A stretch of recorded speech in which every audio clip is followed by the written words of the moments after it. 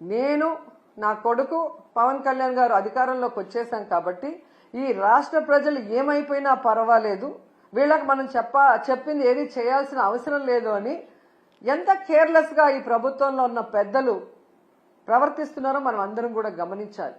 ఎన్నికల ముందుకి ఎన్నికల తర్వాత వాళ్ళ ప్రవర్తన ఎలా ఉంది అంటే, ఎన్నికల ముందేమో బాబు షూరిటీ భవిష్యత్తుకు గ్యారంటీ, కానీ ఈరోజు బాబు షూరిటీ చీటింగ్ గ్యారంటీ.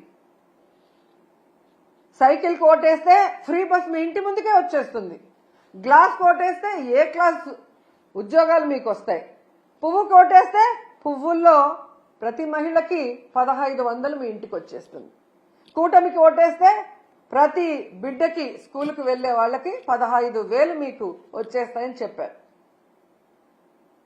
ఇక ఇంట్లో ఎంతమంది ఉంటే అంతమందికి లక్షలు వచ్చి పడేస్తాయని ఏ విధంగా వాళ్ళు బాండ్లు కూడా రాసి ఇవ్వటం మనం అందరం కూడా గమనించాం. కానీ ఈరోజు ఆ బాండ్లు నాలిక గోక్కోవటానికి కూడా పనిచేయట్లేదు.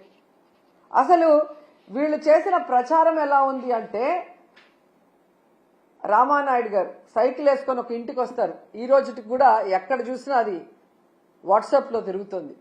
నీకు 15,000, నీకు 15,000, నీకు 15,000, నీకు 18,000 అని చిన్నపిల్ల నుంచి పెద్దవాళ్ల వరకు వేలు పెట్టి ప్రతి ఒక్కరికి చూపిస్తూ సైకిల్లో వచ్చి సైకిల్ కొట్టేస్తే చాలు అవన్నీ వచ్చి పడిపోతాయి అన్నారు.